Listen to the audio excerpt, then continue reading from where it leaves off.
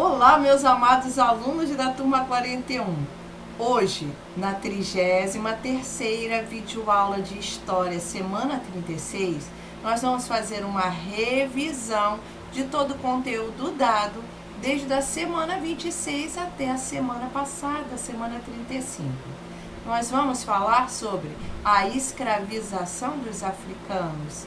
Nós vamos falar dos quilombos, vamos falar da resistência dos escravos, vamos falar da influência africana na nossa cultura, que é muito forte, vamos falar da descendência deixada, os quilombolas, vamos falar do período do café, o ciclo do café com os escravos e o ciclo do café com os imigrantes, principalmente os italianos. Vamos falar da formação do nosso país, esse multipluralismo de culturas. Vamos falar do nosso país, o Brasil de muitos povos. Vamos falar sobre as razões que levaram esses imigrantes a virem para cá e como viver no Brasil de hoje.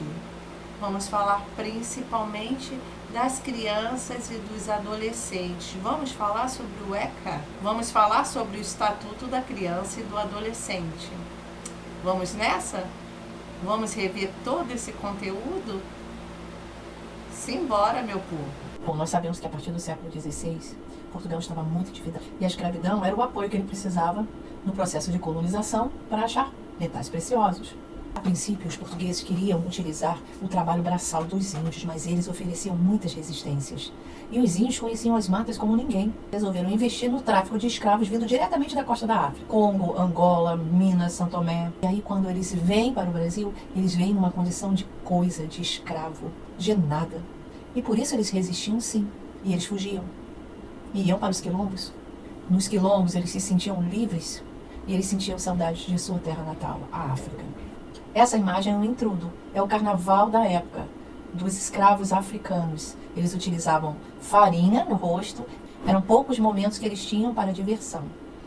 Então nós tínhamos o escravo doméstico, que trabalhava na casa do senhor de engenho, nós tínhamos o escravo de ganho, que trabalhava nas praças vendendo doce nos tabuleiros. Bom, meus amores, vamos falar sobre o quilombo. Essa palavra vem do idioma bantu, que faz referência a guerreiro da floresta. Como era a vida num quilombo? Era uma vida de liberdade. Nessa pintura nós vemos a vida num quilombo, cada um com sua função. Como havia quilombo e escravos fugidos, surgiu uma outra profissão, uma profissão específica, os capitães do mato. E eles estavam na floresta com o objetivo de capturar esses escravos fugidos e levar aos seus senhores. A imagem de um capitão do mato. Aqui nós temos a imagem de um quilombo bem dividido, bem organizado. O rei de Palmares era Gangazumba, mas ele aceitou um acordo de paz com os brancos em 1678. E isso fez com que o povo dos Palmares optassem por assassiná-lo, envenenado. 2 anos mais tarde, Francisco, que assumiu o título de Zumbi, passa a ser o seu sucessor. Zumbi liderou uma guerra contra os invasores, mas na manhã de 6 de fevereiro de 1694, a cerca real do Macaco foi invadida. Comandado pelo bandeirante Domingos Jorge Velho, veio com violência e acabou com aquele povo. Zumbi escapou desse massacre, mas acabou sendo morto dia 20 de novembro de 1695, aos 40 anos de idade. Essa data é lembrada como o Dia da Consciência Negra. Bom, aqui nós vemos um navio negreiro, ou navio tombeiro. Os negros africanos, como punição, eram lançados para fora do navio, em alto mar, ou ficavam no fundo dos navios, adoeciam e morriam e ficavam por lá mesmo. A resistência à escravidão era feita por meio de revoltas, de fugas, de assassinato dos senhores. O que os escravos queriam com isso? Diminuir o nível de opressão que eles sofriam e punir os seus feitores, porque eles eram muito cruéis. Os escravos africanos não aceitavam a escravidão de maneira passiva. Eles se organizavam para tentar acabar ou diminuir as violências que sofriam. Algumas das formas de resistência eram a destruição de vilas, ateando fogo em tudo, o ataque a igrejas católicas e destruindo imagens dos santos, assassinato dos feitores ou senhores de engenhos, as fugas coletivas ou as fugas individuais, a recusa em trabalhar, o trabalho feito de maneira inadequada de qualquer maneira, a criação de quilombos e mocambos, o suicídio, o aborto para impedir que aquele filho fosse também um escravo, e manter vivas as tradições africanas, como costumes, idiomas, religião. A influência africana na cultura do Brasil ocorre através de diversos aspectos: a língua, a cultura, dança, música, religião. Os africanos eram forçados a trabalhar para os senhores de engenho, e eles eram obrigados a abandonarem os seus hábitos, suas crenças, sua cultura. A influência dos africanos na culinária. No início, as escravas preparavam a feijoada, A feijoada era preparada com tudo que sobrava do porco, que o senhor de engenho e seus familiares não utilizavam. A própria colher de pau foi inserida na nossa cultura através dos africanos. Olha a feijoada, gente. Que delícia, hein? Eu só não como a carne. Mas o resto? O vatapá. O caruru é feito com quiabo, incluindo a baba do quiabo, e camarões. O acarajé é feito com o feijão fradinho amassado, triturado. Em quase todos os estados do nosso país, tem a influência da cultura africana, principalmente na dança. O maracatu, a roda de dança, o jongo, a umbigada, entre outros. Aqui é um exemplo de umbigada. Quilombolas são as comunidades formadas pelos descendentes e remanescentes dos escravizados fugidos, os africanos dos quilombos. Esses acampamentos ficaram mais numerosos no século XVI, no ano de 1888, quando houve a abolição da escravatura. Por exemplo, a comunidade quilombola do Nordeste mantém uma forte tradição, devido à existência de quilombos que marcaram a história como Quilombo dos Palmares. Na Bahia, existem comunidades quilombolas que sofreram com a violência de grileiros e fazendeiros, mas hoje tem proteção do INCRA. E aqui a comemoração sobre o reconhecimento de direito à terra. Nós temos também no Rio de Janeiro o Quilombo Sacopã. Quem trouxe as primeiras mudas de café para o Brasil foi Francisco de Melo Paleta. O militar Francisco de Melo Paleta trouxe da Guiana Francesa o café para o Pará, para o nosso Brasil. O cultivo do café ficou mais fortemente concentrado entre os estados de São Paulo e Paraná, devido à terra roxa, ou seja, o Vale do Paraíba tinha solo e clima apropriados para o cultivo do café. Vejam os raminhos de café. A colheita era feita por escravos, depois eles colocavam os grãos de café para secar, depois de seco era retirada a casca, tinha que passar pelo pilão, ou os manjouros, que eram máquinas primitivas, formadas por pilões e socadores movidos à força d'água. É um pilão grande. Durante boa parte do ciclo do café, principalmente no início, a mão de obra utilizada era a mão de obra escrava.